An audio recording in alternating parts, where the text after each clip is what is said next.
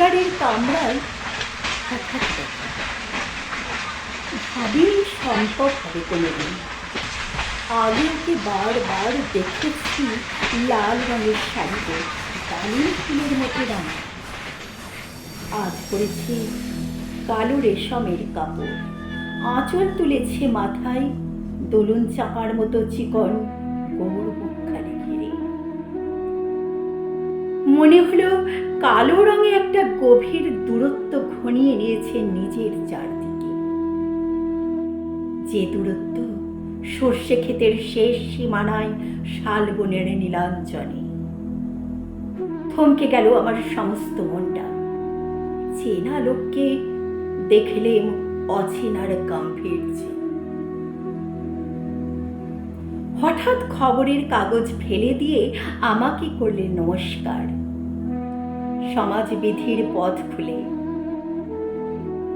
আলাপ করলেন শুরু।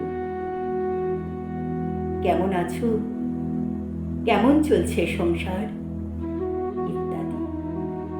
সে রইল জানলার বাইরের দিকে চেয়ে, যেন কাছের দিনের ছোঁয়াচ পার হওয়া চাহনিতে।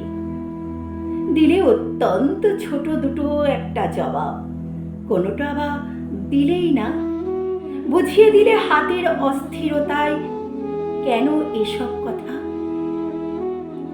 এর চেয়ে অনেক ভালো চুপ করে থাকা। আমি ছিলাম অন্য বেঞ্চিতে ওর সাথীদের সঙ্গে।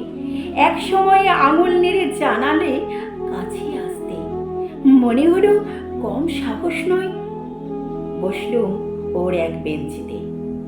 গাড়ির আওয়াজের আড়ালে বললে মৃদুস্বরে, কিছু মনে করো না। সময় কোথা সময় নষ্ট করবার? আমাকে নামতে হবে পরের স্টেশনে। দূরে যাবে তুমি, দেখা হবে না আর কোনোদিনই। তাই যে প্রশ্নটার জবাব এত কাল থেমে আছে, শুনবো তোমার মুখে, সত্য করে বলবে তো? আমি বললাম, বলবো। বাইরের আকাশের দিকে তাকিয়ে শুধলো, আমাদের গেছে যেদিন একেবারেই কি গেছে? কিছুই কি নেই বাকি? একটুকু রইলেন চুপ করে। তারপর বললেন, রাতের সব তারাই আছে দিনের আলোর গভীরে। খটকা লাগলো, কি জানি বানিয়ে বললেন নাকি।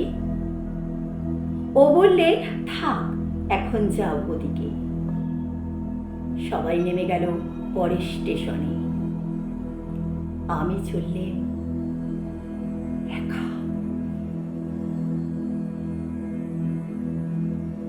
বিশ্বকবি রবীন্দ্রনাথ ঠাকুরের ১৬৫তম জন্মবার্ষিকী এবছর পালিত হতে চলেছে।